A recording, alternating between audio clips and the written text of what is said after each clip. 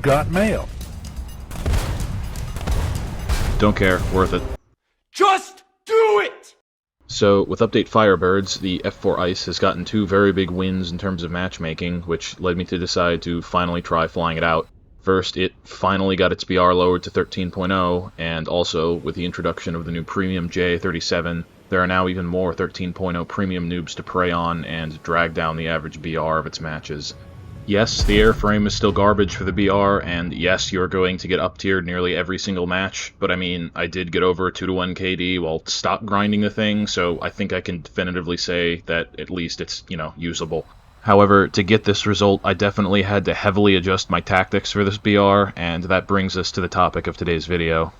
Just to briefly go over this aircraft's characteristics, in terms of flight performance, it's basically the same as the earlier F-4F and the tech tree, which means it's a bit more agile than you'll be used to with your standard run-of-the-mill Phantom, but obviously it's nowhere near something like a Flanker or an Eagle. For its loadout, you get a Vulcan, 4 AMRAAMs, and 4 of these AIM-9 LI missiles, which, to be clear, are identical in terms of performance to the AIM-9M. The only difference is that it doesn't have a smokeless motor, so these things should perform otherwise exactly the same. To do well in this thing, you absolutely cannot play it like it's just any other top-tier aircraft, and the main difference I'll get into here in a second is positioning. Because this airframe just doesn't have the same thrust or acceleration of other top-tier jets around this BR, as you might expect, this severely hampers your ability to get into position as quickly as your teammates. It also has another consequence, which may not be as obvious to some of you, which is that this also substantially affects the range of your missiles. You have to keep in mind that the speed and altitude of your aircraft contribute to the amount of kinetic and potential energy your missiles carry, so if you're used to using AMRAAMs, be aware that in most cases, while using this aircraft, they're not going to have the same range you're accustomed to. What this means in terms of how you should position your aircraft is that you should not make any attempt to engage the enemy until after the first volley of Fox 3s has been exchanged. Yes, you heard me correctly. No matter how tempting it may be or how good of a shot you think you have, do not fire off your AMRAAMs until after the 2 teams have started merging, or else I promise you one of your teammates' missiles is going to hit that target first and your shot will be wasted. Instead, what I found worked best is to climb at around 5 to 10 degrees on low afterburner out wide around the side, and I mean like a lot wider than you might do normally.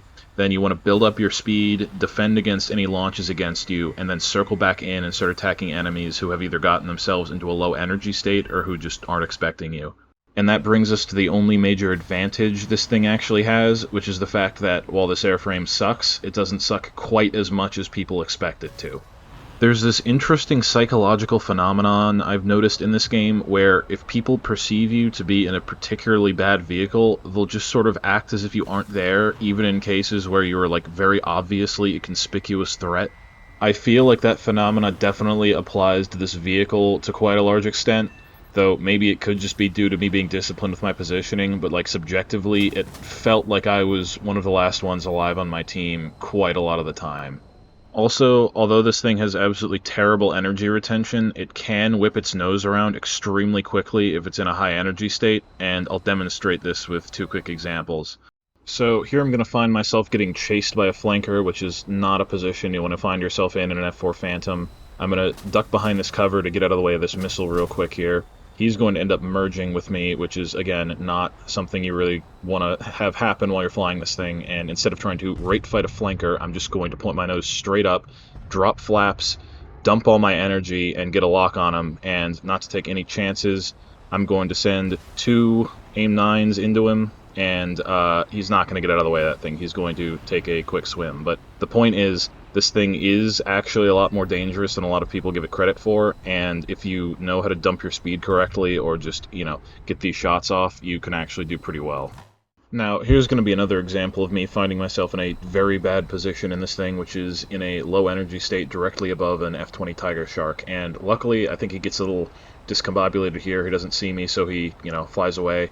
I'm going to shoot a missile at him just so he keeps his distance, doesn't point his nose towards me, but he very smartly actually uses the terrain as cover, so I'm going to chase, and I'm going to try and get another lock on him, but unfortunately this is going to end up tracking the mountain instead, which is not really what I want.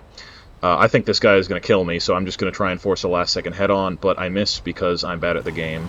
At this point, I think I'm basically screwed, so again, I'm just going to pitch right back up, drop those combat flaps. He's going to pitch up behind me, and I'm going to end up force-feeding him an AMRAAM at point-blank range. And here you're going to see just another example of, you might think that this is just a terrible F4, that you can just completely kill it without any effort, but if you underestimate this thing and don't watch yourself, this thing can really bite you in the ass. Anyways, guys, that's going to be it for this one. If you enjoyed this content or found it helpful, like and subscribe for more. Leave any feedback in the comments below. For more similar content, check out the video linked in the end screen, and I'll see you guys in the next one.